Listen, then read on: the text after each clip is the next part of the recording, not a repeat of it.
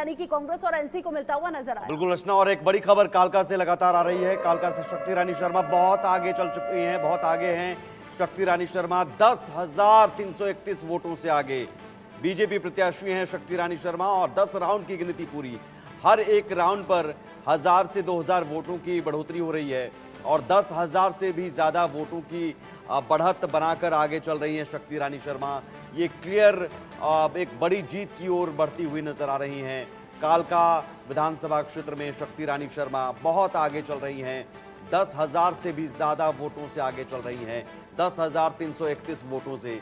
और ये एक और बड़ा बयान हरियाणा बीजेपी अध्यक्ष मोहनलाल बड़ौली का। एक और ब्रेकिंग न्यूज, एक और बड़ी खबर, नायब सिंह सैनी ही अगले मुख्यमंत्री होंगे। बड़ौली का बड़ा बयान, हरियाणा में 2047 तक हमारी सरकार रहेगी।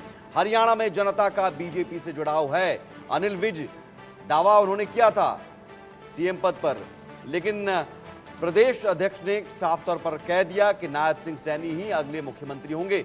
सुनिए क्या कुछ कहा उन्होंने। चुनाव के बाद जिस प्रकार का एग्जिट पोल के रुझान दिखाया था, तब भी मैंने सभी एजेंसियों का धन्यवाद किया था कि 2 दिन की खुशी कांग्रेस के नेताओं को मिली है। 10 वर्ष का वनवास अभी कांग्रेस का हुआ है और 2047 तक भारतीय जनता पार्टी का शासन रहना है। हरियाणा प्रदेश विकसित प्रदेश बनेगा, भारत विकसित राष्ट्र बनेगा, तब तक इस देश में भारतीय जनता पार्टी की सरकार रहने वाली है। और इस देश की जनता भारतीय जनता पार्टी की नीतियों से, भारतीय जनता पार्टी के काम से संतुष्ट है, भारतीय जनता पार्टी के साथ है। और उसका प्रमाण इस 2024 के विधानसभा चुनाव में हरियाणा की जनता ने दिया है। स्पष्ट बहुमत की सरकार तीसरी बार हरियाणा प्रदेश में भारतीय जनता पार्टी की बनने जा रही है। और जिस प्रकार के रुझान भी आए हैं, रुझानों पर विश्वास करते हुए हमें पूर्ण विश्वास है कि ये रिजल्ट इसी प्रकार का रहने वाला है। चूंकि बीजेपी 49 और कांग्रेस 35 पर आकर अटक गई है रुझान में, और सीधे तौर पर यहां हरियाणा बीजेपी अध्यक्ष मोहनलाल बड़ौली, बड़बोलापन यहां उनका कहिए कि नायब सिंह सैनी वो कह रहे हैं कि अगले मुख्यमंत्री होंगे, 2047 तक हमारी सरकार रहेगी। लेकिन इन सब के बीच में जैसे जैसे कांग्रेस का आंकड़ा कम हुआ है, कांग्रेस ने सवाल उठाने शुरू कर दिए हैं।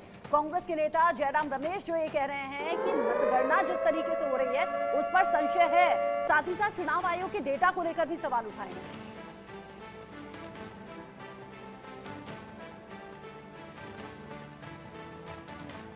10, 12, 11 राउंड के नतीजे आ चुके हैं, पर जो अपडेट किया गया ईसीआई के वेबसाइट पर, चैनलों पर, सिर्फ 4 या 5 राउंड के नतीजे आ रहे हैं। तो ये प्रशासन पर एक दबाव रखने का एक तरीका है। ये लोकसभा चुनाव में भी हुआ था, हम लोग गए थे, अभिषेक सिंघवी जी और मैं ईसीआई गए थे, हमने शिकायत की और तब ईसीआई ने कार्रवाई की।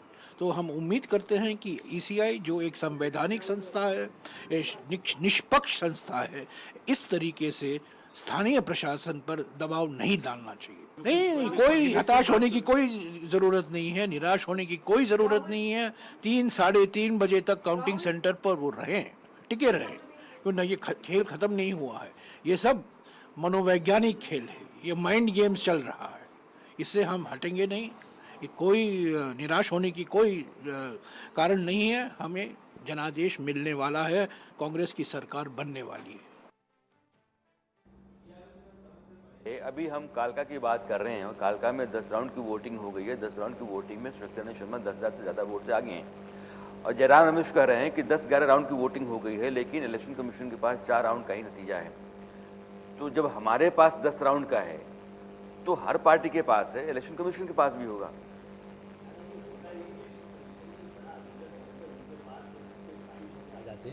जयराम रमेश जी कभी पंचायत का चुनाव नहीं लड़े, वो मंत्री जरूर रहे हैं, वो केवल राज्यसभा के मेंबर रहे हैं, उनको ज़मीनी सच्चाई से कोई मतलब नहीं है।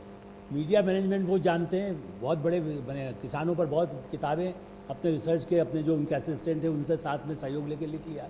लेकिन सही बात ये है कि आपके पास जो रिपोर्ट हमारे संवाददाता या जो बूथ पर बैठे हुए हैं वो लगातार रिपोर्ट सारे चैनल्स को दे रहे हैं, राजदीप जी जो उनके प्रिय हैं उनके चैनल को भी दे रहे हैं। इलेक्शन कमीशन छोड़ दीजिए, लेकिन जहां काउंटिंग सेंटर्स है वहां तो पार्टी का रिप्रेजेंटेटिव होता है, वो पार्टी को बताता रहता है कि मेरा कैंडिडेट इतने वोट से आगे चल रहा है, तो मिनट टू मिनट आपके पास अपडेट रहता है।